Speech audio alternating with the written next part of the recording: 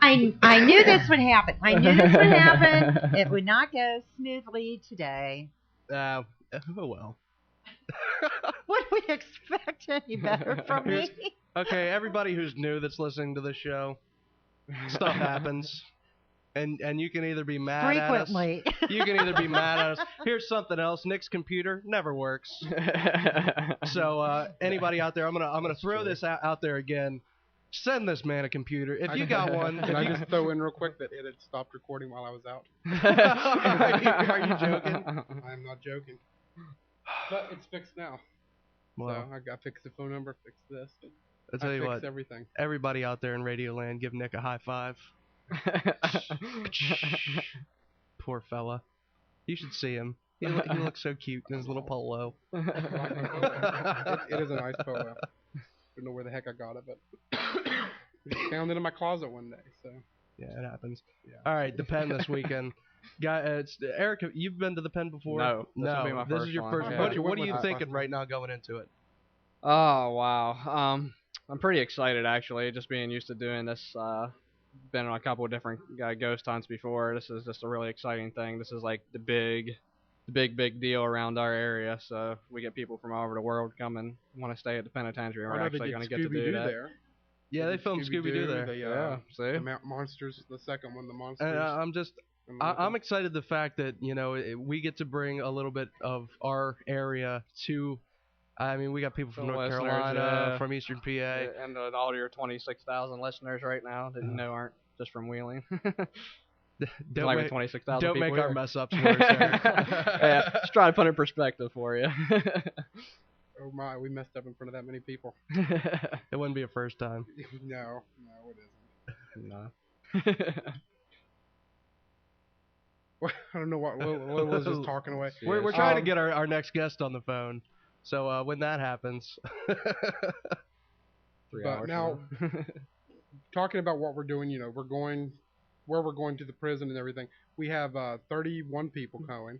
We're going to be having pizza that we're getting from a local DeCarlo's in Elm Grove, which is supposedly the best DeCarlo's. The best DeCarlo's around. And what makes them better is that they're helping us out with pizza. I mean, they're not giving us pizzas, but they're giving us a heck of a discount. So when we sell it when we're there, so we're gonna have pizza and sodas, water, that kind of stuff. We're gonna have it there for sale, but it's gonna be pretty cheap so that everybody can afford it, and it's just gonna be a good time for everybody. And also the great thing about going to the prison doing this hunt, they're going to actually take us on a quick tour beforehand. So Eric, if you've never been there before, they're going to walk us through different hotspots. Some of the hotspots we'll be hitting would be what they call the boiler room, which is where supposedly this guy was kind of a what do you call a snitch? He was, he was a snitch, and he met a very bad end. Well, he was decapitated. He was. What they said was he was decapitated and he was cut into ribbons. Well, and then he was the dude that was boiled in a pot of beans. Right. Yeah, there was a riot. I also I was thinking about getting him on. He was the paramedic that pulled the guy out of the oven. When the one inmate was killed in the oven, he was the paramedic on call that night. I didn't hear about roast goose. Yeah, I didn't hear that one either. All righty. Here we go. Our guest. Tonight we have Mr. Britt Griffith from TAPS. He's on started season 4 of TAPS. He's also teaching the TAPS 101 classes, teaching the ghost hunting to all the folks at home. Mr. Britt Griffith, you with us tonight? I am here. How are you guys doing? Good, man. How are you? I'm doing all right. Just having sushi with Grant Namey right now. Oh, well, sorry to bug you during dinner. Oh, it's all good. Hey, real quick, we got this big trip coming up, and you teach ghost hunting classes, right? You are the 101 teacher. We call it TAPS Boot Camp. Chris Garland teaches the Paranormal 101. Okay, so you're the boot camp teacher. That's what I need. That's what I need. Give us some tips, man. What do we need to do to look into this? What do we have to do? Okay, what kind of a trip is it you're doing? We're doing an all-night ghost hunt at the West Virginia State Penitentiary. Oh, nice. Okay, have you done your history research on it? Oh yeah. Yes. Okay, so you know what you're getting into. Yes. Yeah, we've been bad there before. things. Okay, like what kind of bad things? it's filled with it. 998 people either lost their lives there. Either were executed by hanging or electrocution, or some guards were killed during a couple riots. People were hung or hanged. I'm sorry. So murders. Yeah. People were shoved in pots of stew. Yeah. Beans. Okay, so what kind of reports are there? There's the shadow people. Shadow people? Voices. Nick and I have actually caught voices there. Orbs. People looking out windows. If you're outside, you can see faces and things in windows. Okay, so you got visual and audible. Anybody been touched, pushed, grabbed? One of the guys that works there, that runs the prison, has been grabbed and scratched. Yeah, there was also other tours that have went through have been scratched in the back of their neck, that kind of thing. Yeah. Okay, so obviously you need to bring a lot of digital recorders. You guys gonna have a DVR setup? Yes. We have camcorders. Yeah, we have camcorders. Okay, yeah, bring all those you can. Obviously, you're going to want to set up in the hotspots with all the equipment you have.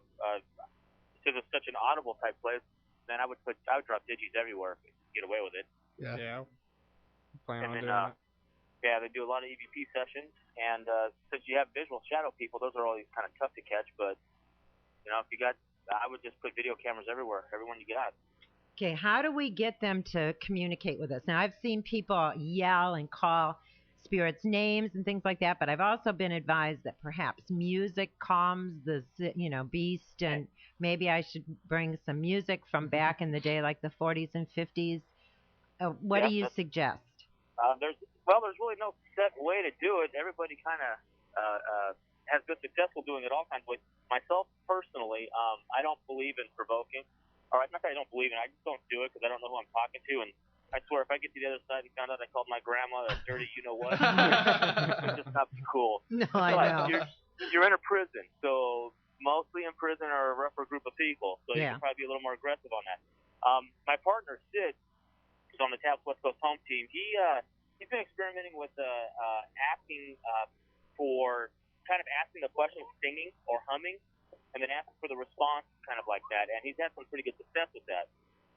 Asking the question sing-songy? Like? Yeah, kind of singing. Okay. Yeah. Just to get the harmonics up, just to get the energy going in the room, type of deal. It's kind of fun to watch, actually. That would be fun. And he's had some success with it, so there's something to that. I'm also I have two theories on EVPs. It seems like women in general get better responses.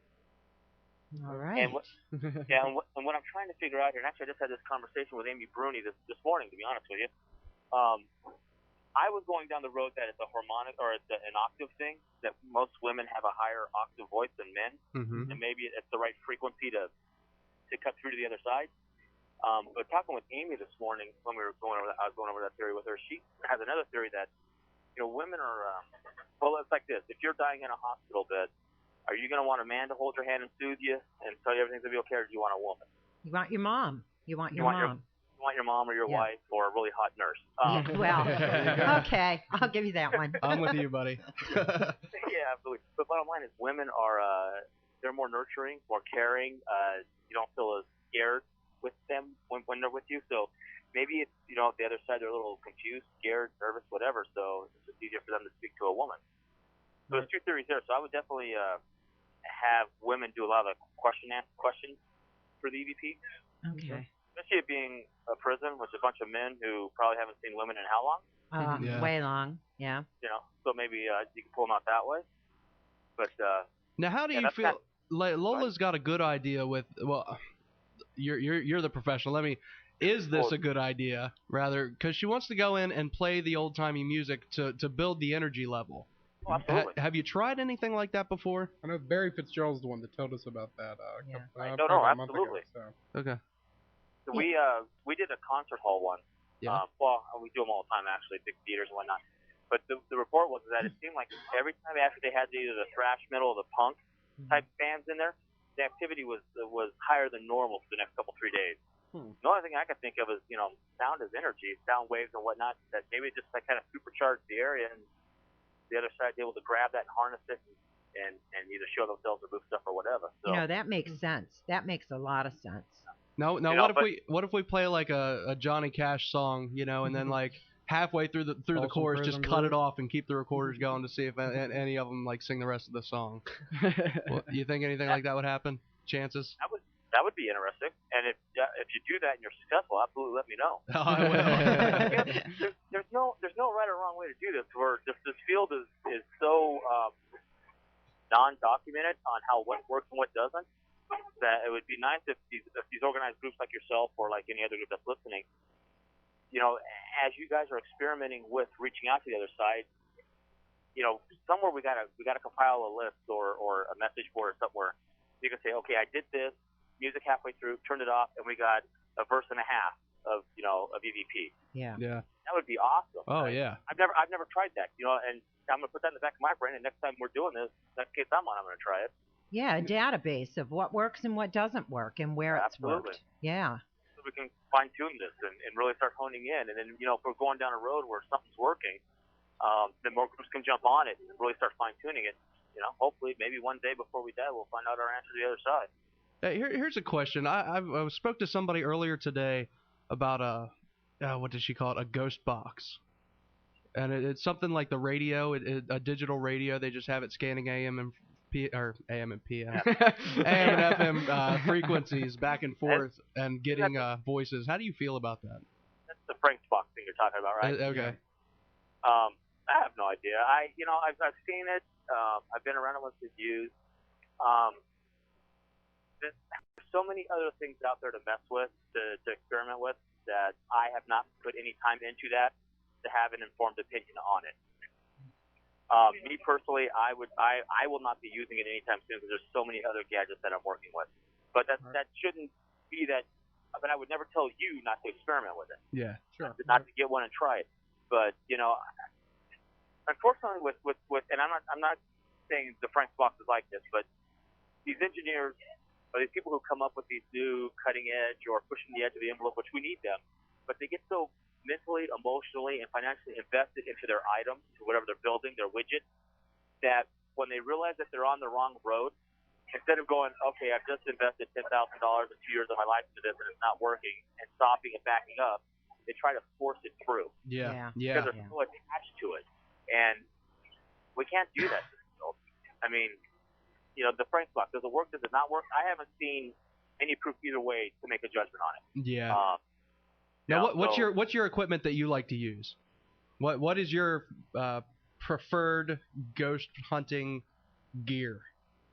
Well, obviously, if I had to pick one piece of equipment to go into an investigation with, it would be a video camera because you can document audibly and visually. However, I have a lot of stuff. I'm a gadget freak. I love pushing the edge. I love the newest pieces of equipment. I get so many emails now and stuff sent to me to try. I mean, I've for whatever reason, I've ended up on the show, and I'm grateful for it. But it's for me personally, it's opened up this world to all these engineers out there that are, in their basement tinkering with stuff in the middle of the night instead of paying attention to their wives. But I'm grateful for that because I think that's what's going to push our field to the next level. Their wives maybe too. You might be right. Well, I pay for a pool service, and I don't have a pool. That might be a hint. Yeah. But no, I'm a gadget freak. I love gadgets. I'm working with let's see, I had the Mel meter. You guys use the Mel meter? Is that the I'm trying to think of it. It's something I've heard of. Is it like the K2 or No, it's an EMF meter that has the thermocoupler temperature probe built right into it, so you got the 2 readouts in one. Okay, no, I haven't heard. Yeah, I've seen that. And then just Google Mel, it'll come up. I think it's MEL dash and some number. But if you just put Mel in it. But what I like about that piece of device, is that it's 3 tools in one. You got your EMF meter, and it works great. You got your thermocoupler style thermometer. I hate the surface temperature reader one. But you got that thermometer in there. So there's 2 pieces of equipment, and the LCD is backlit and it's bright enough that you can use it as a flashlight. Okay, so I'm looking at it here. You got 3 pieces of equipment in one. You got 3 pieces of equipment in one piece. Does that make sense? Less to carry. Yep. Yeah, and so it's less exactly. It's less to carry. However, I just was received a Tri-Field EMF meter, and it's not on the market yet, but you'll see it on the show here when it comes back on. It's a Tri-Field meter. meter. It's about $300 is what it's going to retail for, so it's not cheap. But what it does, and I love this meter actually, what it does is it notches out the 60 hertz field, and the 60 hertz field is what the American Power system is on. So basically, all the power pole pollution that you get on your EMF meter, it notches out, so it doesn't affect your meter. A lot of your power, probably most of your household appliances are in that 60 hertz field. So when you have a fluctuation in the filtered meter readout, you know that it's outside of the man-made stuff, so you don't have to spend a lot of time debunking and looking for what could be causing it man-made wise. You can look for natural reasons. Right. So it's cutting out some processing time, some debunking time by doing it for you right up front. Yeah, that's a pretty sweet machine. Right, but the cool thing is it has both readouts on there. It has the unfiltered with all the man-made junk in it, and then it has the filtered with all the man-made junk out of it. So you have double readouts. So you can look at it, and if you see both of them rise and fall at the same time, you know that's in the man-made range. No, wait. See both of them get salted up now. Yeah, if they both rise and fall, it'd be man-made. No, because the man-made's filtered out on the filtered one. Man-made's if out they of both rise and fall, that would be the natural level. So then you know, okay, something like a magnet. Are you near a speaker? So it just really cuts down what you have to look for to figure out what's causing it. And then also the backlight on that is really easy on the eyes. It doesn't wipe out your night vision. Right. And then it's a tri-field, so it's all active, so you don't have to spend the time spinning around and whatnot. But so I'm loving that. And then I just had another company contact me. They're sending me this company rocks, and I'm really excited about getting involved in them, but I can't see their name yet. So I make sure their stuff's not junk. But they're sending me a full spectrum video camera and a deep IR video camera. Now. Yeah, and of course I'm thinking, God, these guys are going to send me like a $10,000 unit. No, they're not going to do that. They all work for like Northrop Grumman. They're all engineers. Yeah. And like NASA and whatnot. And their whole goal, they're totally into the paranormal, been into it since they were knee high to a grasshopper. They love the field, and their whole focus on this was to build advanced equipment that the normal paranormal group can afford. Right. So that's a good market. Yeah, because it's all very expensive. So this full spectrum camera that they're sending is only going to cost about $300, but it's a full spectrum camera. Wow. You know, but so basically, you get this camera and you're using it, and you drop kick it across the room. You know, you're not out $5,000. Yeah. You're not going to have a heart attack. So I'm really excited to get their cameras and put them to the test and see how they are, and if they're, if they work like they're advertised or like they say they're going to work, then this is going to be a great source for all of us paranormal groups that don't have deep pockets like colleges do and whatnot. Like us. Yeah. Like most people. I'm in that same boat. Yeah.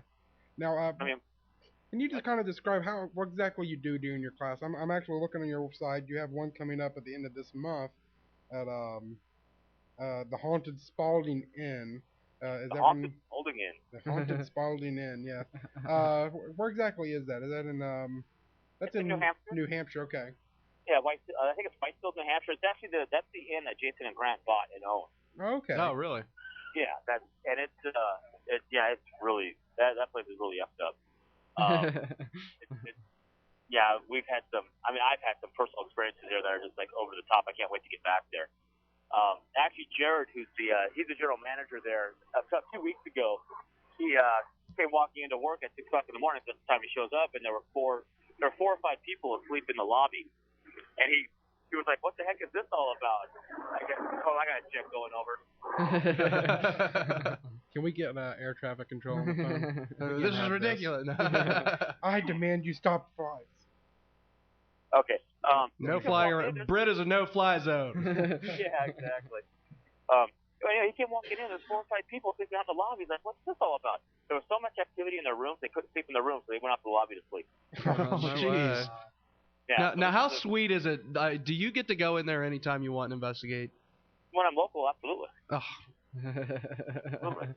Absolutely. But basically, the TAP boot camp is it took Sid and I a year and a half to really put together the curriculum. Yeah. And it's basically a 101 class. It starts from the beginning and works all the way to the end of just your basic paranormal, basic investigating. we do plan on doing a 102 and a 103 and a 104 down the road, but right now we want to get this off the ground. And literally, if you know nothing about investigating, by the time you leave our class, you'll have a decent foundation of what you need to do, what equipment you need to buy, how the most popular equipment, the basic proven equipment works. And it's a fun time. Sid and I are a bunch of goofballs. The other thing about the Spalding one is that actually Grant and Jason are going to teach the EVP session, about an hour of it. Really? Yeah, which would be about an hour class. So you actually, if you come to the class only, you'll get to, they're actually going to teach it. And then on top of that, at the end of it, they do their 2-hour lecture. Like, basically they go over a bunch of cases that they've done, their better cases. They go over some evidence and whatnot. And then we go up to the Spalding Inn, which is very active. So. Now, how much would this whole your class? How much would that cost? The boot camp. The whole class is $175 with Jason and Grant, but just if you want to take the boot camp, Grant just walked up. I need Britt back. I need to do a review. Yeah, actually, I do need to go do a review, but. And then the classroom only part is $75, but that's including Jason and Grant's lecture and their meet and greet and whatnot. So. Okay, how long does the class last? No. That was Amy, by the way, saying hello. Hello. Hello. The class itself is about 5 hours. That's not bad at all. Yeah. That includes the classroom part and doing a little investigation at Spalding? No. No. It's just a class. The class itself is a legitimate 5 hours. Oh, really? Okay. Wow. Yeah. So you get a lot for. Yeah, that's a long time. Full day. Yep. And actually, Sid and I just did our first drive-through run on it the other day, and holy crud, I was amazed at how tiring that was. Well, yeah, that's teaching would wear you out. So. But it's all good. Now, have you ever heard of the Ovilus? Obelisk. Yes, the Ovilus. Now, how do you feel about that piece of machinery? Okay. The first Ovilus had issues with the chipset, and it would give off false hits. Uh-huh. But just take. So if you have the first one, you might want to think about getting the next one, I guess. But take that unit. And say the unit in your hand is working as it's designed, 100%. It floors me that people get excited about the words that come out of it. Uh-huh. You know, whatever the words are, that are programmed in. I mean, give me a break. Yeah. People, when I look at that unit, what would make me excited is just the fact that it goes off.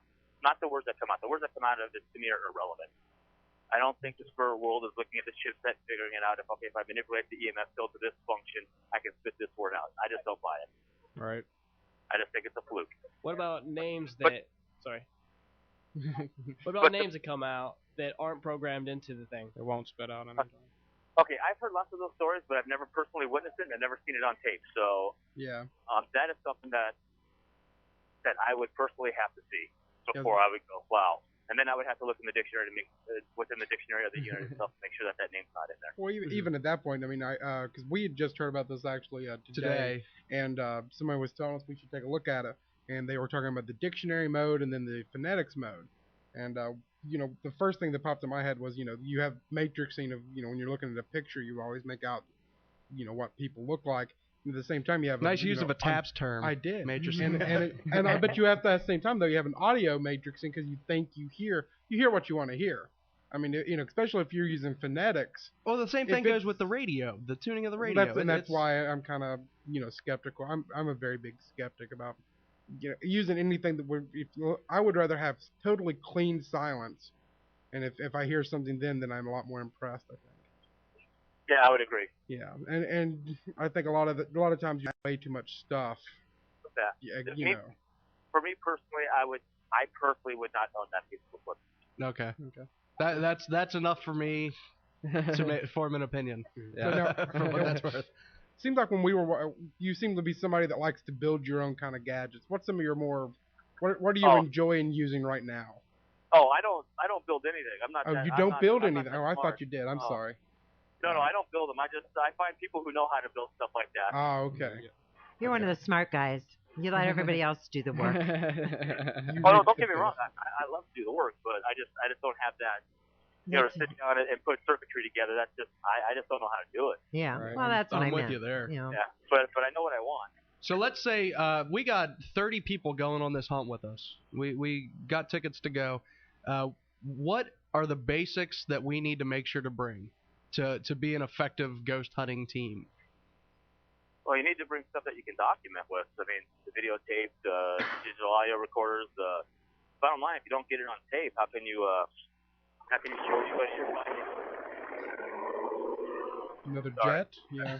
Harley's going by. Like Harleys. Yeah. Oh, jeez. That was a Harley motorcycle. Yeah, it was Grant Parton. That was loud. It blew our earphones off. That's all Sorry a good about job. What kind of sushi are you guys eating? Oh, I had the dragon roll and the spicy tuna and some salmon. Oof.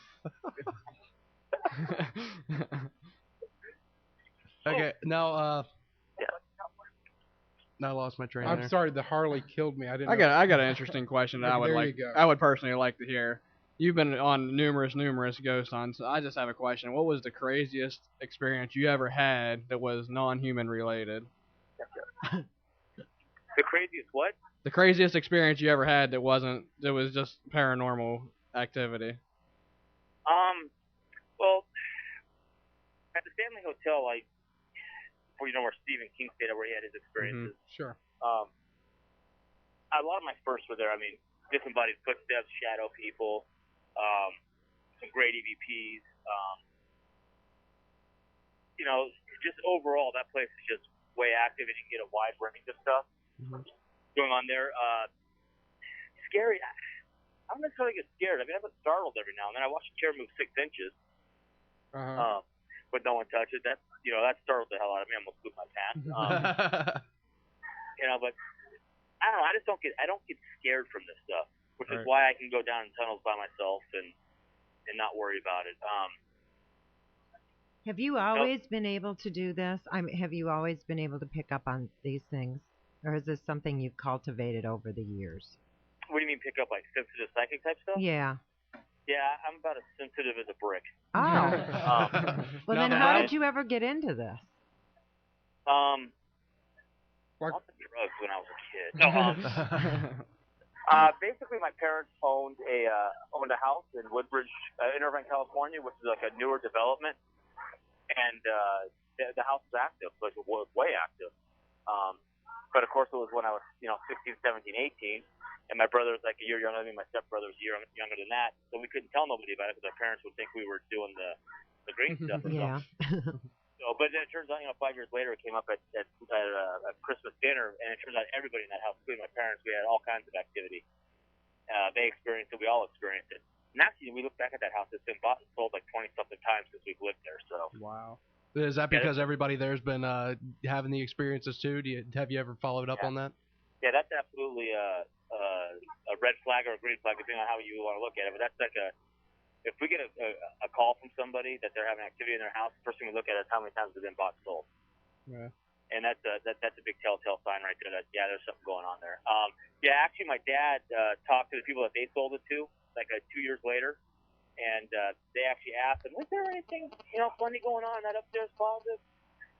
And of course, my dad said, "Oh no, it was all good, but that just told us that okay, they were experiencing stuff too." Cool. So. And that's how I got into it. That was my interest. Now then, obviously I turned 18. I knew everything and moved out of my parents' house. It was not smart, but Here. I should have just gone to school, but no, I had to move out.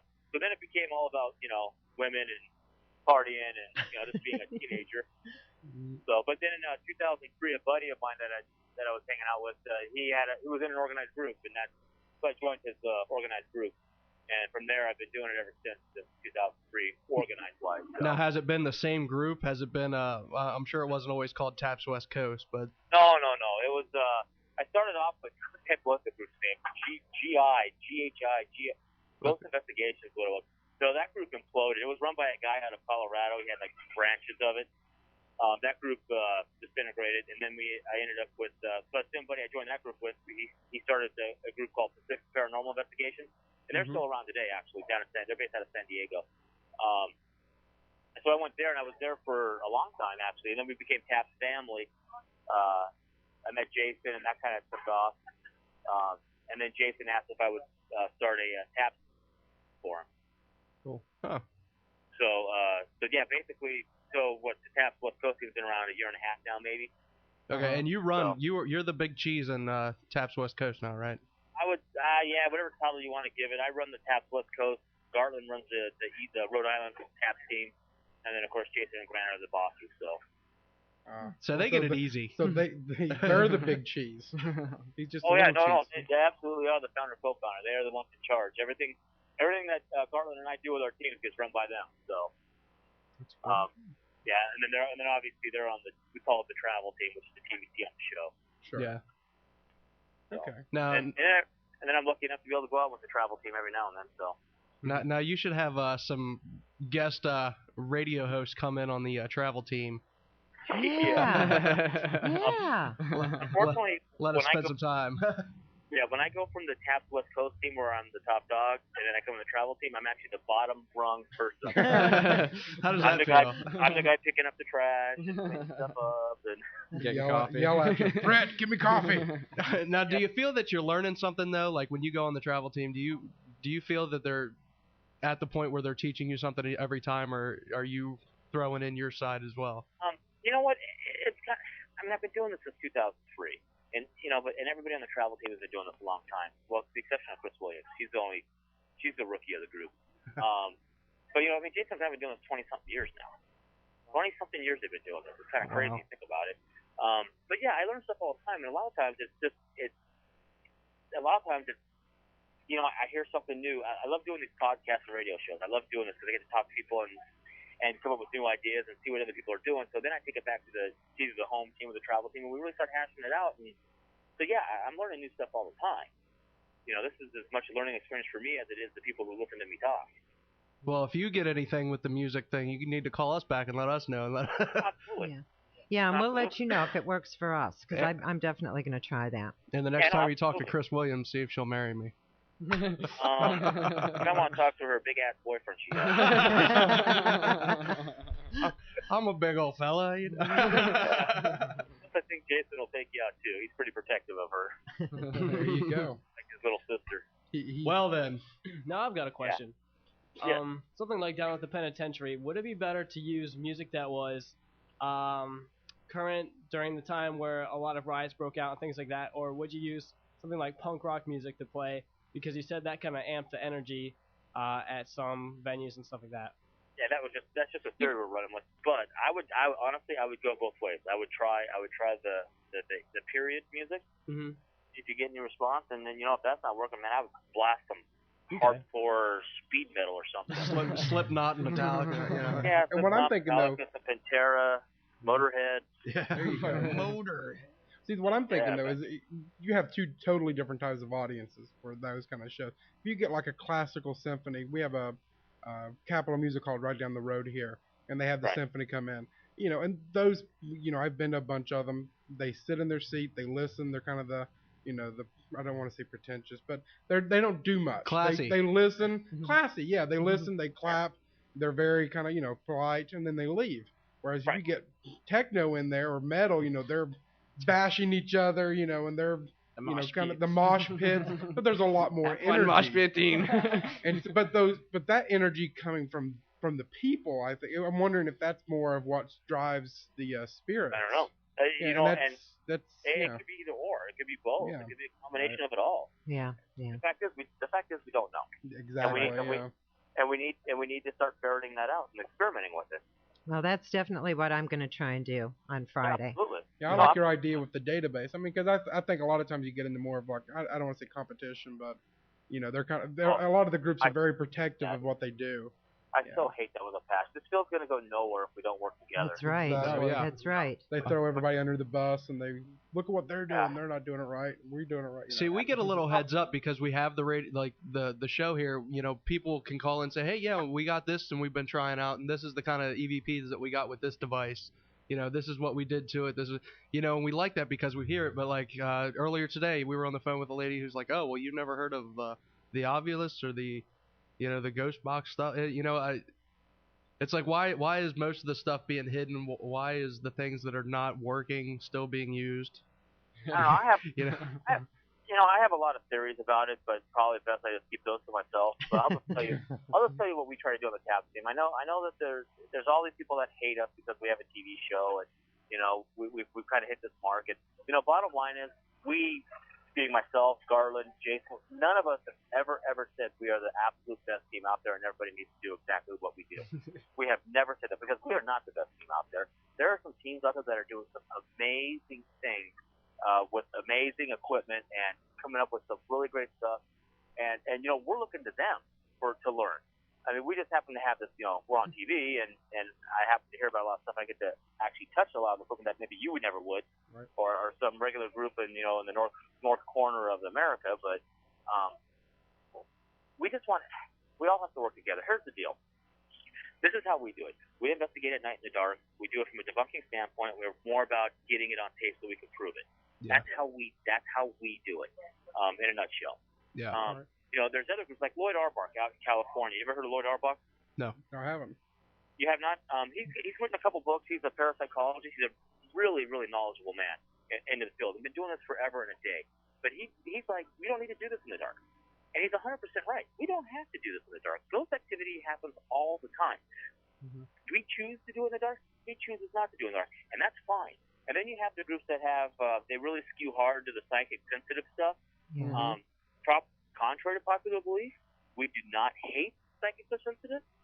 We just don't use them in our reports, and we're not very upfront with them. We just don't, because all it is a personal experience if we can't document it. We're all about documentation, but that doesn't mean that we're saying that all other groups that use psychics or sensitives are wrong, because they're not. Right. So here's the way it works out. The people who do it like TAP, we're covering the night. We've got the night covered. We got all, doing all the equipment in the dark and whatnot. We got that covered. Lloyd, the cell that's like Lloyd Arbach, which is during the day, they have that corner covered. Now, what's the advantage of going in the dark or the day? Why choose one or the other? What do you get out of it? I'll get to that in a second. I'll follow this all up. And then there's the groups that use the psychic sensitive. It's kind of important. There's groups that use psychic sensitive, or they're like 100% psychic sensitive. And you know what? And that's fine. That is absolutely fine. Okay, they got that covered. So if we all work together, the only thing that is absolutely 100% important is that we are all honest with our evidence. The evidence has to be real. Right. And unfortunately, I think there are people out there that they get that look at me syndrome, and they have something that happens, and they could probably explain it away if debunk it if they took some time to it, but they want to put it out there so that people look at their group. Yeah. Right. Type of thing. So the only important part is that we're all honest with our evidence, and that's what we strive for with the TAPS family groups. That you can do it for the most part the way you want. You just have to be honest. You have to be honest with their evidence. Now, when it comes to doing it at night or rather than the day, for my group, the West Coast TAPS team, and then even before that, Pacific Paranormal and whatnot, bottom line is we all have day jobs. Nice. That's very true. Yeah. And really the only time we have to do it is overnight. Now, couple that with, oh man, I'm gonna shoot down one of these jets. Don't say that on the radio. What are you... Oh, did I just say that over the radio? There'll be some people coming to pick you up in a little bit. Yeah, in black, here they come. The other part is, like right now I'm sitting on the city sidewalk, and there's all this traffic going by, people walking by, cars going by, the Harleys, which you guys can probably hear. Oh, yeah. Of course. If you're trying to investigate, a business or a house or whatever with all this activity going on, that ambient noise that is generated bleeds into the house, bleeds into your EVPs, bleeds onto, the cars going by reflecting the sun will show up in your DVR cameras and whatnot. So for us, it's like, you get past like 11, 12 o'clock, the streets really settle down, the ambient noise outside is really diminished and gone. So you have a much cleaner slate to work with when it comes to doing your EVPs and reviewing your evidence and whatnot. So we also like that a lot, too. That's awesome. Hey, Britt, that's all the time we got for today. And I want to thank you very much for sharing what you know with us, and a website to get to your boot camp if people want to join up. All you got to go to, and I hate this website name, but it's www.the-atlantic-society- wait, I even said it wrong. the-atlantic-paranormal-society.com, and then look in the calendar and just click on the link there, and it'll take you right to all the information. No, I had para101.com too. That goes right to the information as well. So para101.com. Para101.com works. And then there's a few other ones out there. I bought a bunch of domain names. Sure. Right. It's great. Thank you very much, and you'll definitely be hearing from us if we get anything with this music works. this weekend. Absolutely. Anytime. Give me a call. All right. Thanks a lot, Brett. Thanks, Brett. Have a great night. Bye-bye. Bye. That was Britt Griffith, everybody, from TAPS and the TAPS West Coast group. It is 7 o'clock. We're going to take a break for the news, and then we'll be back on AM 1600 WKKX, the Valley's Watchdog, and UPRN.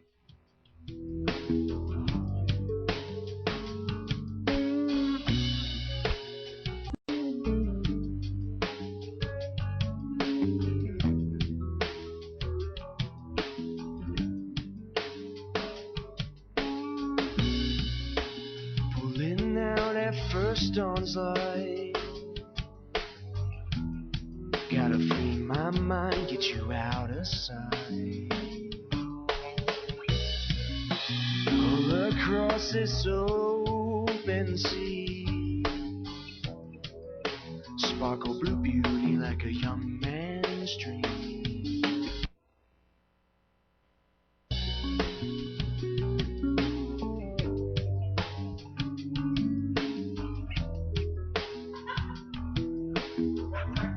It happens to the best of us. Hey, everybody, welcome back to Whispers on AM 1600 WKKX, the Valley's Watchdog, and UPRN, the UFO Paranormal Radio Network. Thank God the video cam's not working. As soon as we came back, I started coughing. I had to mute the mic real quick. You know what, though? You're sounding so much worse now than you did even an hour ago. Really? Yes.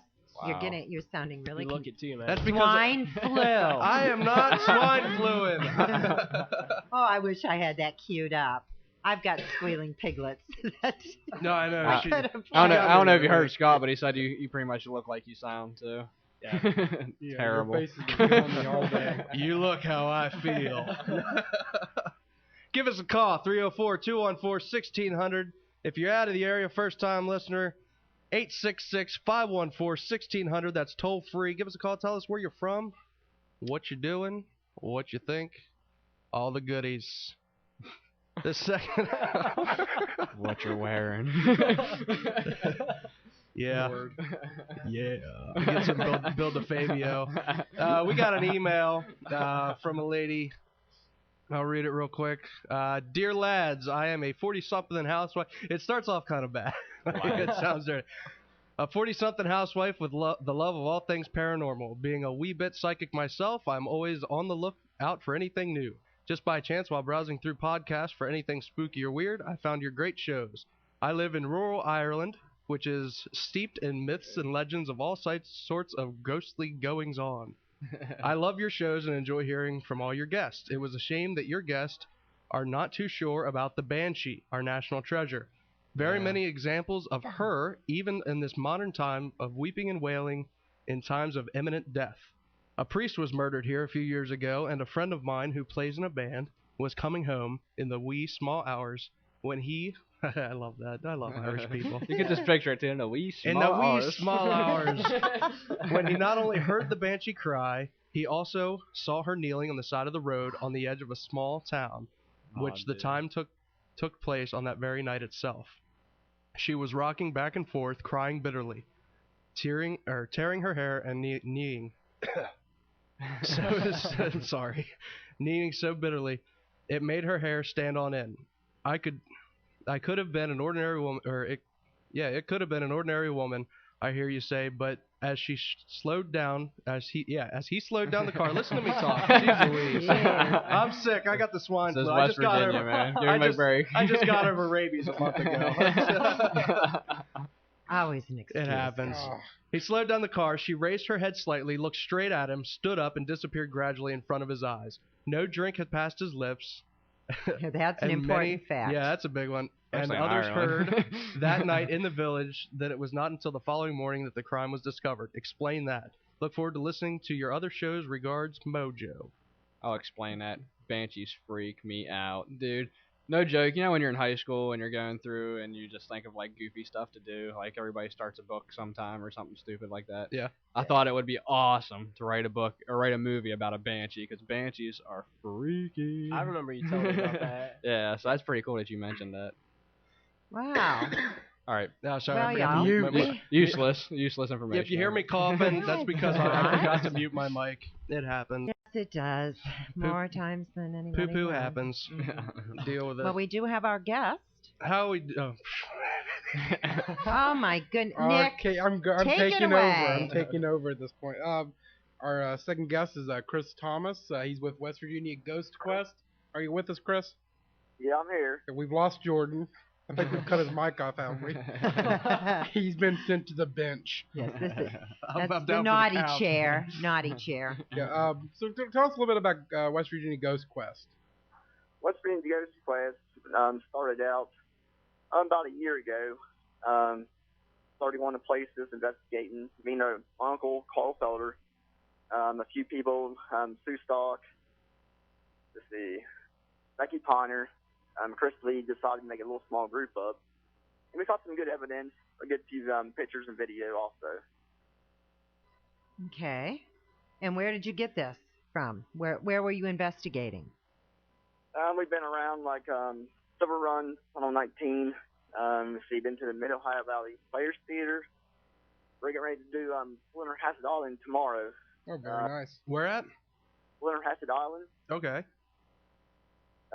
Down by Parkersburg. Yeah. Correct. It's an overnight stay, and it's going to be pretty cool, actually. What kind of stuff is said to be seen there? The stories I've heard from the internet and people talking is that Margaret Blenner Hassett will be seen on the island walking around with a baby in her arms, and a little boy, carrying the little boy around, walking with them. Mm-hmm. And another story is that there was two guys that were camping out one night in a tent, and something started tapping on the tent. So they look out the tent, and here it is, the Margaret Blenner Hassett with the two kids in her arms. Wow. Wow. Wicked, actually. Walk around with a bunch of kids in your arms. That's kind of creepy. It is. Period. If you saw that normal. Creepy. Yeah. Anytime there's a kid and it's a ghost, it's creepy. I don't care what anybody says. Yeah. Children are pretty creepy. Oh, that's nice. They you are. guys. Jeez. All the moms out there are loving you right I'm now. talking about ghost kids. For all your moms out there, your kids are creepy. They are. They're not cute. They're ugly. That was it. This is just wrong. They all look like Winston Churchill. What do you? All the babies. The cat. This is just going I'm down. sorry. here. Just Yeah, ignore whatever. these. Now, I how long- can turn off Get back your on mic. track here. Chris, how long have you been in the business? We've been knowing them probably about at least 8 years, I'd say. Now set me up. How do you what is an investigation for you guys? How do you set up your stuff? What do you do? What's your goal by the end of the night? Well, first we start out. I call around places to looking for places we can actually get into. Then I call the crew, tell them what time and day to be there, and we go get everything together, all the equipment, voice recorders, night vision cameras, everything. We make sure the place is still want us to go there, so we go down to the place we're supposed to investigate, set up the equipment and everything, and we're there for sometimes every night, a few hours, 4 to 5 hours at least. And then we try to get the best, we can possible evidence. Now, what are you trying to prove by the end of the night? Is it that ghosts are real? You trying to disprove claims? You trying to just gather evidence? What's your goal?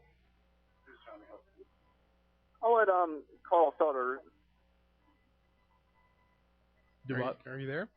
Yeah, I'm here. Okay. I'll let Carl Felder, the founder of West Virginia Ghost Quest. Mm-hmm. That one. Okay. Sure. We have a fellow quester or whatever, another group member, Rebecca. Hi, Rebecca. You're on with everybody. Hello. Hi, Rebecca. Hello. What's up? I just wanted to call in and relieve Chris a little. I think he's got some pressure going on. A little nervous. Well, we try to be laid back. Oh no, he's having a good We're time. intimidating. The 5 booming voices from Wheeling. Ask again or answer the question, Chris. I think he's just scared to death, so I figured I'd just call. Oh, thank you. Oh, poor fella. No, I think he was putting on Carl, wasn't he? No, I'm a little bit nervous. Oh, don't be nervous. That's all right. No, We're don't be. You, My goodness, you, you faced ghosts. It's just us. you are Don't be- nowhere near as nervous as I am. Yeah, you'd think you'd be nervous around all those ghosts, not the people on the phone, right? I can't Right. even read good. Jordan's almost fell out of his. That would be well. Well, Rebecca, have you been on investigations with them too? I started out a little bit with Carl. I actually just have started out with the group that includes Chris Thompson. Mm-hmm. In the past, we kind of just did it for fun, you know, and started getting some things. Kind of got us a little more interested in it. And then I just kind of do it on my own. And then Carl asked me a while back here if I'd join in, and I'm all for it. So. Well, you know, that's my fear is that because we're going to the penitentiary on Friday night. Oh, yeah. And I'm so afraid that I'm not going to hear anything. I'm not going to see anything. And I'm probably the one out of the entire group that so wants to do this. Oh, are you trying too hard? I don't know. That could be. But I've got some tricks up my sleeve now that I'm going to try and use on Friday and see if something will work. Yeah, But Britt Well, from I've come to Taps came find- on trying to give her some tips. yeah. I've come to find that sometimes you can take someone with you and they actually see nothing while you're seeing everything. I don't know if it's just part of being a sensitive, Now, but are you a sensitive? Yes. I started out as a child seeing things, and as I became an adult, I would try different things to stop seeing. Like I do meditation. Mm-hmm. You know, I actually went to a therapist, and I was told that I was schizophrenic. Oh. You know, Yeah. well, Yeah. it got to the point where I didn't feel schizophrenic. You know, I felt pretty normal. I just would see and hear, and it got to the point where I started to want to try to embrace it because I couldn't stop it. You know, and Yeah. so many people want to laugh about it and everything and not really have an open mind, but I've got pictures of me pointing at them and Wow. them being there. You know, and I think it was more to prove it to myself Yeah, that I wasn't insane. I think the medical community really has to understand that people can do this, that there is a connection. And instead of immediately jumping to the conclusion that, well, there's something mentally wrong or, That's right. you know, a chemical imbalance or whatever they're calling it these days.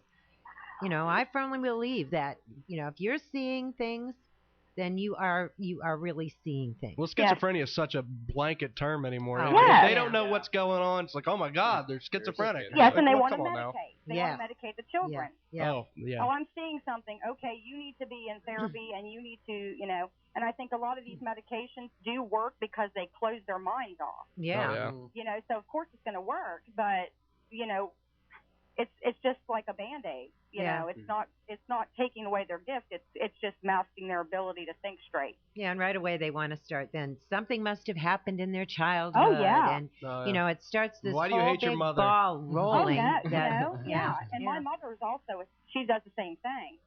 Really? Absolutely. And my sister, and we actually have been getting calls when I've been doing it on my own, and my mother and I will go in and anoint. We'll do an investigation, and then we'll anoint. Uh-huh. But we actually got a call out of Parkersburg last year of a woman who believed that she had something supernatural, or like, you know, she was really scared. When we got to her house, she had an upstairs room chained off. You know, you couldn't even get in there. And said something was pulling blankets under the door. You know, was just terrified. They had bite marks on their legs. Oh, geez. I mean, it was, you know, it's terrifying, and people don't understand it.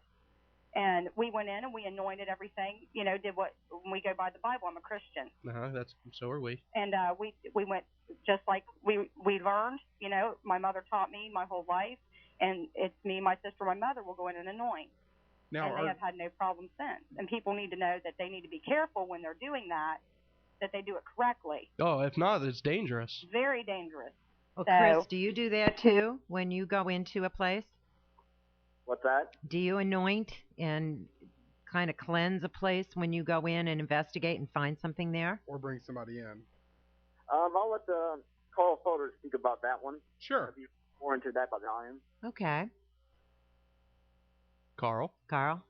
Yeah, usually when we get into an investigation, we just try to get what evidence we can, see if there's anything in there. And then if somebody wants something like that, I'll try to find somebody that does that kind of thing. Because I've heard that sometimes if you try to remove something from someone's home, it could get a... Okay, we lost. We spotted out there. If you get somebody what? Say that again. If somebody wants that kind of thing done, we try to find somebody to do that. Yeah. Sure. Right. Now, you said if you do it yourself, what could happen? I've heard that if you try to remove something from a home, that it could become more aggressive than it was in the first place. Well, yeah, in the Bible it says it'll come back with Seven its buddies. worse. Yeah. 7 more, yeah. 7 worse, absolutely. Now, how many members are there of in West Virginia Ghost Quest? Well, right now there's probably about 5 official members, but we take some extra people around in case we need assistance. Sure. Yeah, we only got a handful of members we like too. We like or we elect? Well, I know I was honored to be invited because I'd done a little bit of work with Carl before, and mostly we were just going out the back roads, checking out the graveyards, trying to see what we could find. But now that it's gotten this far, it's really exciting, to take it a step further and be able to do real good investigations with the good equipment, and extra people, the sensitives, and and people that can read the EVPs and things like that, getting a good group together. That's another reason I brought Becky aboard, is because her and her mother has done that in the past, and it's been pretty successful. So Thank you, Carl. All right, guys, real quick, we want to get into some EVP. Yeah. And you sent us a CD, and I tried my best to throw some sign language over to the booth to Lola. Yeah, you should have said CD, guys. You should. It looks like first and third base coaches in here, and nobody knows what anybody is trying to say. Jordan even grabbed himself a couple times. I saw it. Slide home. Keep in mind when you're listening to the EVPs, a lot of things will come out in a whisper. Okay. Right. Set this up for us. Carl? Well, Carl? Let's go ahead. We'll Chris? play the first one. I'm not exactly sure which order they're in. Yeah, go ahead and play it, then you'll tell us what it is. We'll play it again. Okay. Here we go.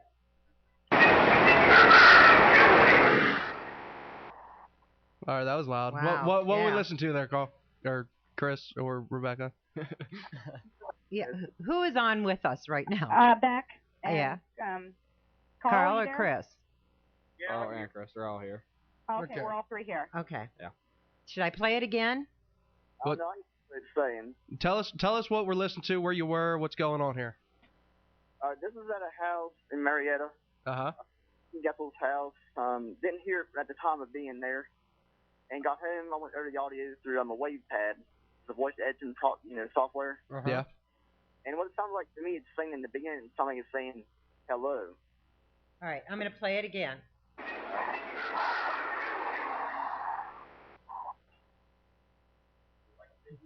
On the air, it kind of sounds like a turkey. You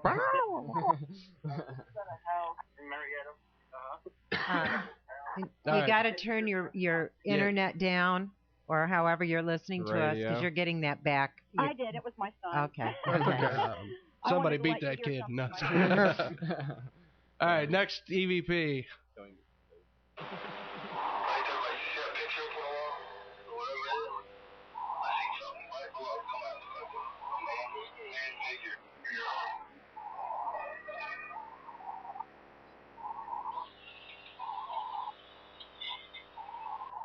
All right, what are we listening to there? Okay, that's one of our old investigators, Damon Rice. He's house up in Marietta. And he's talking about when he was investigating that there's a shadow that actually came out of the wall after him. And he's seen. And he's talking about that, and all of a sudden you hear something that sounds to me,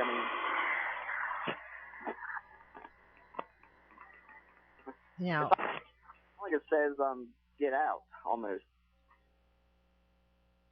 I'm going to do it again. All right.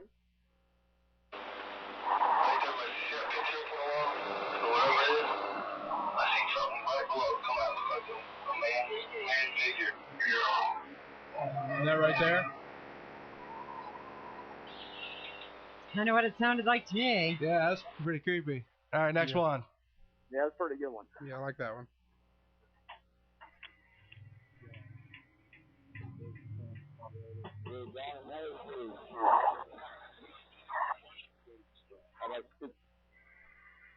I don't. Yeah, I can't really hear much of that one at all. What's going on there?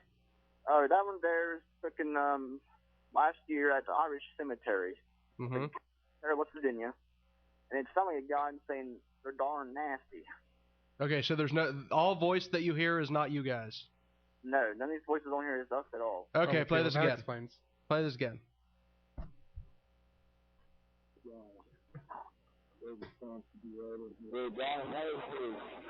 Oh, so that's not one of you guys. Right, that's what I was thinking. Yeah. No. Well, geez Louise, that's so a good. clear. Yeah. Wow. I thought it was you guys talking, and then that little blip that we hear after that. I thought that's what you had picked up. Yeah, I did too. Wow. Now all that got picked up at the cemetery. And that was wow. Next one. Oh, wow.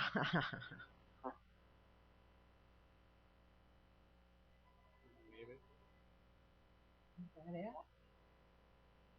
Should be some more.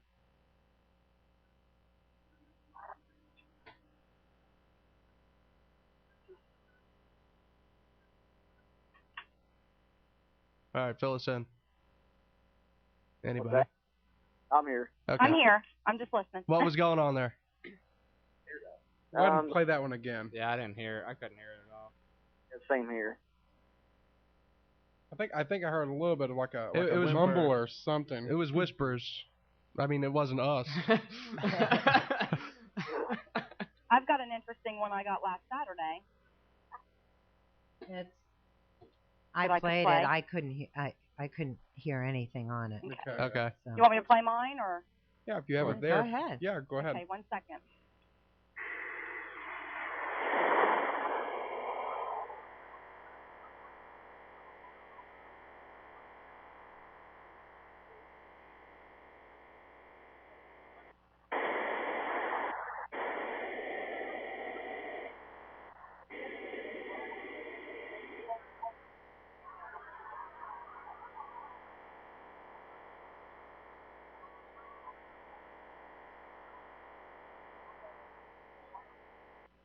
What are we listening to? Hold on. I'm in the wrong spot. Oh, okay. It sounded like you were changing channels. Yeah, I'm trying to find it.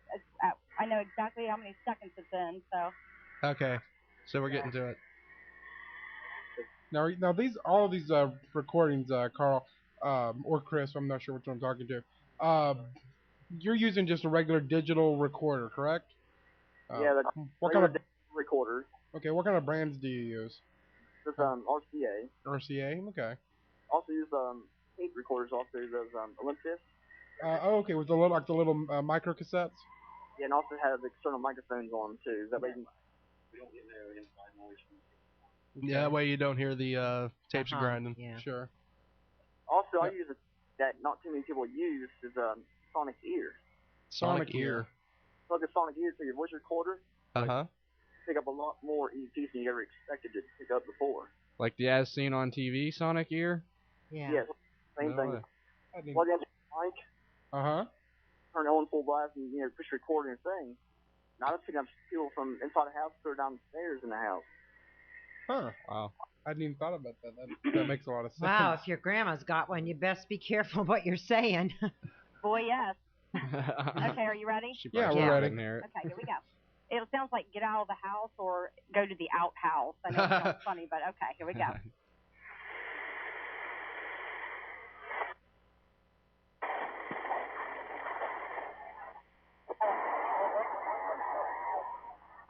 You hear it? Well, that sounded like an evil gremlin. Yeah.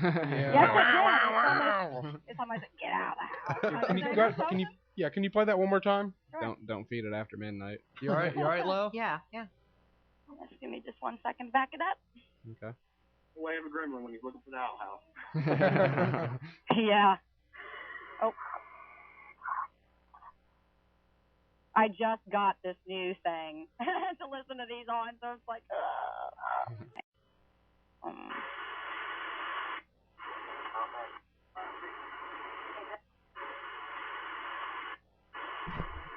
Okay. Ow.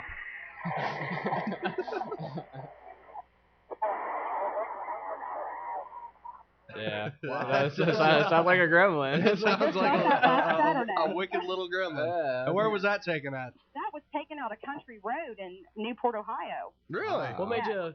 What made Was it? Were you hanging it out the window? No, actually, we were out camping, and I had some people with me that had never gone. Yeah. So of course they're like, "Oh, I want to go," So I took them with me, and we were headed from this guy I know that lives over there. From his house, we were walking down the road because he had this old building that he wanted us to check out. Well, we didn't even make it halfway down that road before I started having feelings. Yeah. And it was almost like a drowning sensation, like heavy in the feet, feeling like you've got pain in your lung, your ribs in your lungs.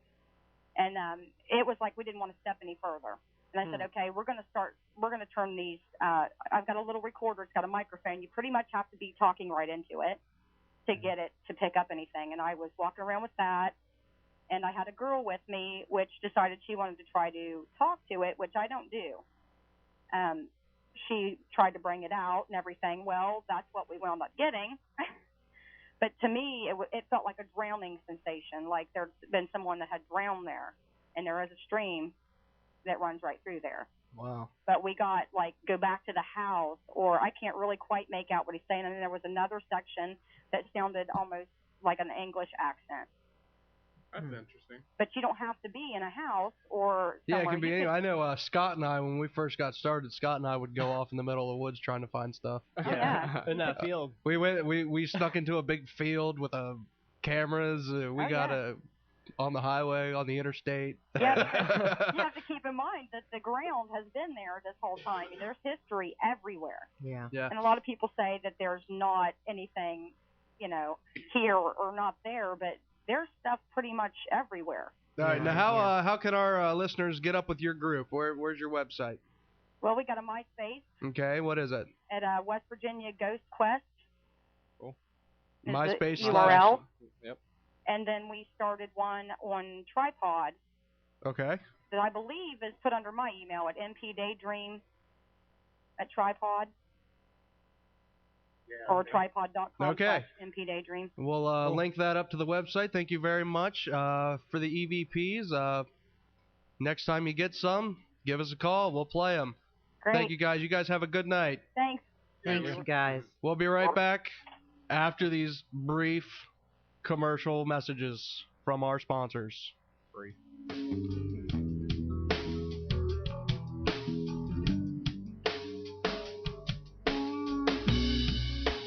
Pulling out at first dawn's light. Gotta free my mind, get you out of sight. Pull across this open.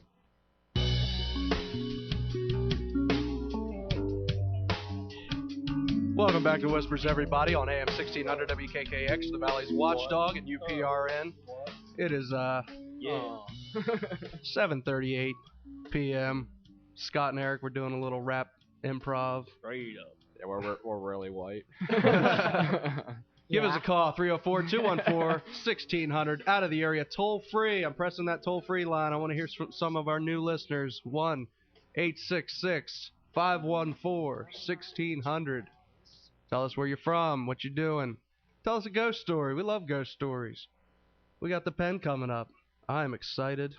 So what exactly should we? What do you think we should ask when we get to the pen? Where's the bathroom? We should ask. We should ask if there's anybody there that likes beans.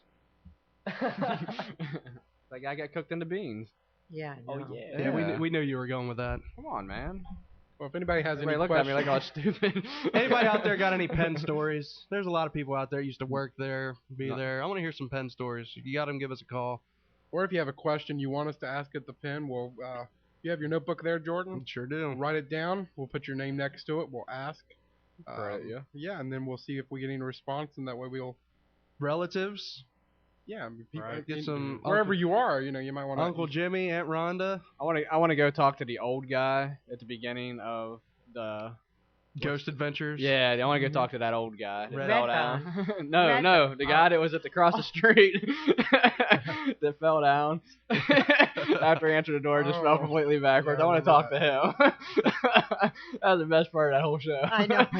I recorded it. I rewound it like 13 times. So you like people's misery? It was funny though, man. I'm sorry. I hope I never get that old. I don't think you really have to worry about it. You want us to keep talking about it? Yeah, somebody's gonna be His you out family's very gonna soon. come get me. Yes. Now, what exactly? We've not talked to you, especially Scott. What exactly was your favorite investigation you've been on so far? Without saying the name of the place. Yeah, without saying the name of the place and getting us sued. I guess my favorite would have to be when we were in a place in Wheeling that was kind of in a main strip there, and that was pretty cool because not only did our things start going haywire, like our walkie-talkies and stuff like that, but there was audible sounds that could be heard, and I remember the walkie-talkie going crazy. Yeah. We had no idea where it was coming from. We were hoping it was from the road. Oh, I know what one you're talking about. Yeah. Those, when I listen to those, they creep me out. Yeah, that's a creepy. Those are the creepiest ones. I just missed that investigation by like 2 weeks. Yeah. I was a little bummed. I'd have to say either that one or the one that we did farther up in West Virginia. I can't really say where, but we got the most EVPs and the scariest EVPs out of that place, and especially in this one bathroom, and the stuff that came out of there. Farther up as in up the hill? As in up the hill. Altitude? Yeah. Okay. Yeah, it's farther up north, too. Yeah, it is. And that's two different types of investigations. I mean, Yeah. at least two different types of evidence. You have one where it's, if you remember the one with the bathroom and everything, we left there, we really didn't think we had anything. Yeah. I think we heard maybe one thing upstairs, but, it was pretty much, whatever. We actually, when we're starting to listen to the evidence, I mean, until we got to that, recording, it was just like so boring. I think it was like 5 hours into listening to the evidence, and all of a sudden we have 1 full hour full of just stuff that just made the goose pimples come up on your on your arms, and you're rewinding back and like holy, I mean it was pretty intense. Whereas the other one, while we were there, we were experiencing it. And it wore us out, number one. Yeah. I mean, because, when you get in there, they'll have to take, whatever energy's there, and you'll physically, I remember we were all just exhausted when it was all over. It was pretty I got to tell you, the one that we did where we were talking about the bathroom, how we got most of the evidence later, we actually, up until that point, we only had one thing that we heard, and that was the recording that said "I'm watching," or at least that's what it sounded like. Yeah. It was pretty clear. It was like I'm watching, or I'm here. Remember that one? That's what it was. Yeah, that was. It was "I'm here," and then we also have another one that said "I'm watching," and we all went on a break, and I had to go back in because Jordan asked me where his camcorder was, and I was like, "Anybody want to go with me?" And they're like, "No." I was like, "Oh, great, I get to go back." Go ahead, Scott. Okay. So I'm in this humongous building all by myself in the complete pitch darkness, looking for this camera where I have no idea which room it is, and I gotta say, I had "I'm watching" repeating over and over in my head as I'm looking for this thing. So that was kind of intimidating. I mean, I don't really get scared on these investigations, but I gotta say that was when you're by yourself, discouraging. That was discouraging. Interesting. It's a little human to be a little nervous about things like that when you're by yourself. Yeah. So now, Lola, what exactly are you? I mean, I want to see something. I want to hear something. I so want. And like Barry told me, be careful of what you want, or be careful of what you wish for, because you might get more than I bargained for. But because I so truly believe, and yet I have never really had an experience. I know where we got our best response. We had two different places when we were in the first time we went that we had, because the second time we really didn't get anything, did we? No, but it was very loud. Way too many people. Yeah, and one of the rules we're going to have this time, and especially if you're listening to this right before you're coming, if you got a big mouth, zip it. Yeah, so I mean, it's you try to talk in whispers. At the same time, you got to be careful not to talk too low to where, if I'm here and, way down the block somebody else is there and they're picking up me whispering. So you got to be kind of sure of where everybody is, but you at the same time you've got to be very mindful of yourself not doing, stomach grumbling. I think we were talking about that in the break. Yeah. Somebody ate Chinese before one of our investigations, and And it sounded evil. Anybody want to take a guess at who that was? It definitely wanted to come out.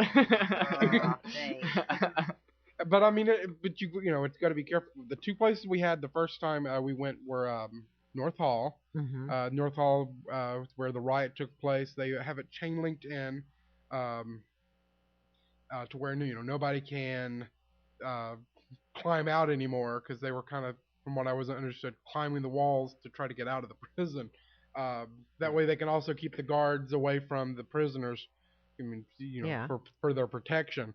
And we got one of those at the is it North Hall? The last four, it was like the baddest of the bad were. Red Snyder was one of them. The guy that killed Red Snyder next to him.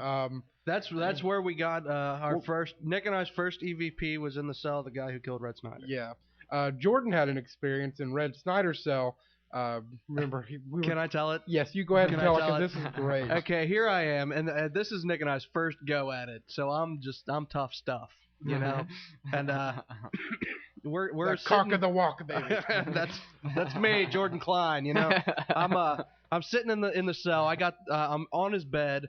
I got the tape recorder going, and I'm sitting there, and we're getting nothing. Well, you put it. Go ahead. So I'm sitting there again. I'm like, come on, tough guy. Baddest of the bad. Come on, tough guy. And I start to tough talk the dead guy. Mm-hmm. And we're going through, and these recorders are pretty, they're not the cheap kind. They're not like a couple $100 recorders, but they're not the cheap Walmart brand. Yeah. They don't just shut off. Well, here we go. We're like, all right, let's listen to it, because I'm freaked out enough. My EVP meter's your EMF meter's going off. And I'm like, all right, Nick, come and save me. So we go back and we go to play the playback, and you hear, come on, tough guy, and then the recorder shuts off. Yeah, I'll be a tough guy. The recorder was off. You have to turn it off. Hold the button too to shut it off too. Yeah. It wasn't like bad batteries. It was you have to turn it off. And she was turned. Off. Right after I started tough talking, he's like, I'll give you some. Yeah. Jordan's been meek ever since. That's one thing I don't understand is you will actually provoke things like that, and I don't mess with any of that. That's just ridiculous. I don't want to bring anything home with me or take it off. Right, exactly. Well, that's what I don't understand either, is what, they go in there and they start yelling and challenging them, and I'm thinking, especially in a place like that prison, why would you do that when everybody, the bulk of the spirits that would be there are bad? It just, I don't understand why you would want to provoke them. I realize it makes for good TV, right? But but there was no cameras. I think it's annoying TV. Yeah, I know what you're talking about. Yeah, so. Yeah, it kind of drives me nuts. That was my like I said, that was the first time I did it. That's the first cell I went into, and I just thought I was tough stuff. And we moved down 2 cells, and that's when we got our first EVP.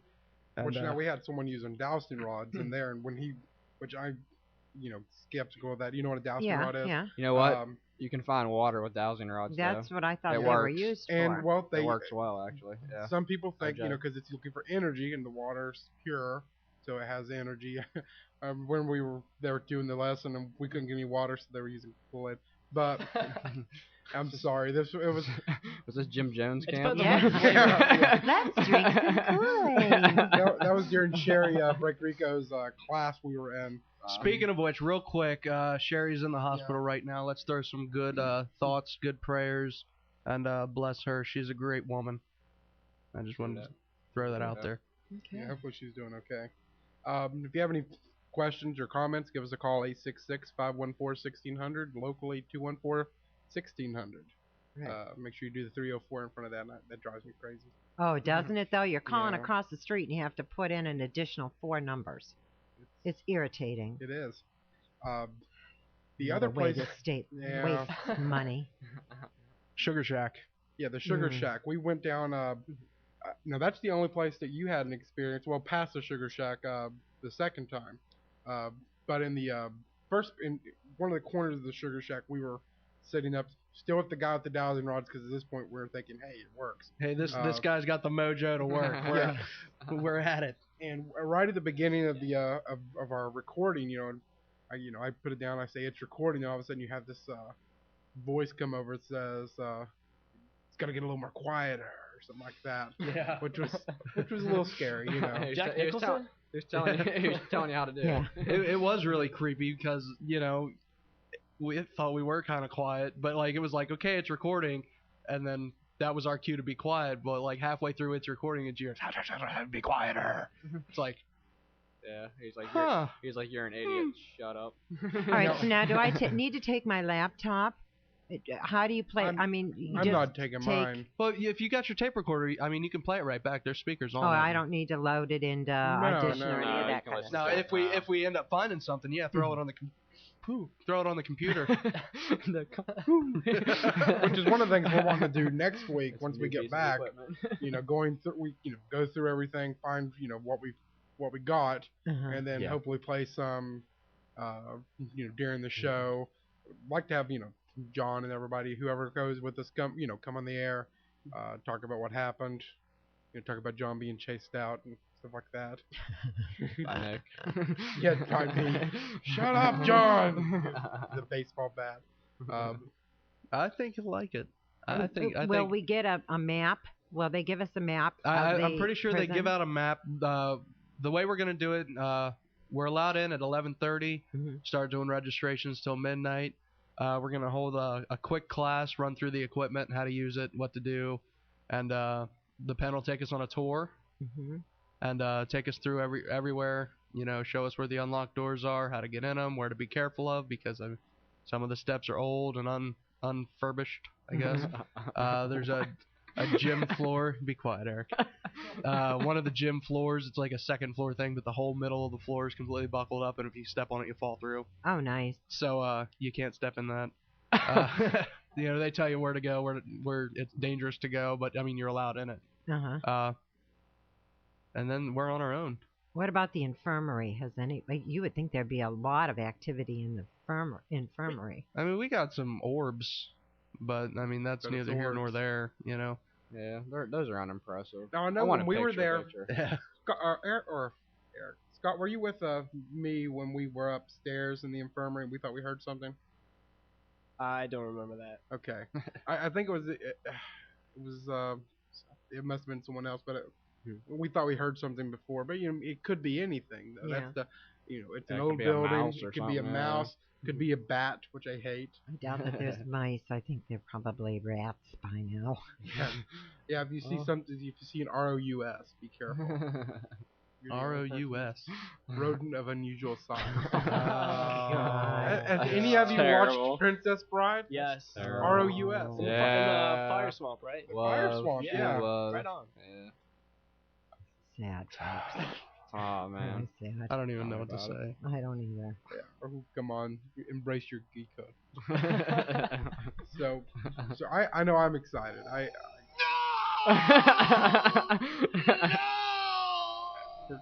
That's how painful it was. We should probably. Nick, I am your father. we should probably take away Jordan's computer from ever coming back. Speaking of which, the last time I was on this show, I think Jordan had the same outfit on. Is that your radio outfit? What is that? I don't know a I lot don't of know. clothes, Eric. Anybody that's listened to the show for a while knows Nick needs a computer. I need clothes. Jordan loves Mothman. And so he went down. He got some T-shirts. Oh. And what this says turn over. Watch your back. Watch your Men back in for the Men in Black. Yeah. And does it have anything Which in has the back? nothing to do with Mothman. You know what they say the Men in Black were? I guess. It has everything to do with the Mothman. Yeah, he's the genetic experiment. Now, usually, I always find that if I'm here, I either have this shirt on or I have my fire department shirt on. It's usually one or the other. Because that's all he owns. That's because those are the only shirts that I wash. Yeah, you hear to hear, this folks. Is more information than people really need. And you're out there searching for a woman, and this is what you throw out there. It's just sad, Jordan. Hey, you gotta love the smell of a man, huh? I don't want them to be surprised when they get it. You know? No false advertising here. All the cards are on the table. This is me, baby. And they're all jokers. Hail to the king, baby. And they stand straight up. About herself. Just let them walk to the washer. All right. So the plan for this week on Friday. Yes. Tell everybody where and when. Are we going to? Did you want to meet at the McDonald's? Our tradition is to always meet at the McDonald's. Too many people to meet in a McDonald's. I'm picking up the pizza from DeCarlo's at 11 o'clock. So and I guess then we're not. So I am on my way to the pen. I would say between 20 after and 11:30 would be a good times.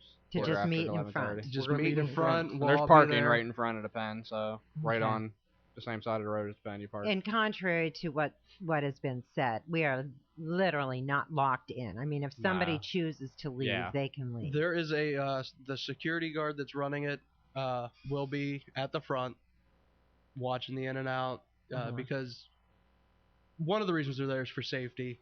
You know, she doesn't want people running in and out while we're here. Just let's say somebody who didn't pay, somebody who's crazy lunatic. Let's say Scott gets in. Yeah. We have to be careful of him. I know. You know, he sounds like an angry gremlin. She's looking out for our best interest, or he's looking out. The past couple times it was a woman for us, but she'll be there watching who's going in and who's going out. You know, kind of taking care of that whole aspect. There's smoking allowed outside the front gate. You can't smoke when you're inside the limits of the pen.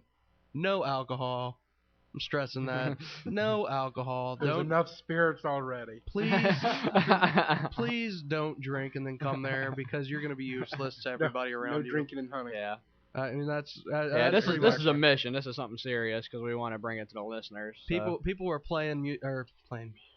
They're paying money. I was looking at Lola. There is a coming. There's a group from North Carolina coming. From North Carolina. I talked to her today. She's bringing all kinds of new high-tech equipment. She's going to be showing you guys, or those of you going, what it does and how to use it.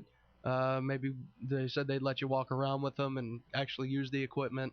I mean, this is going to be a fun thing. It has the opportunity to be really fun for everybody. It's something that we want to do every year if we can handle it right.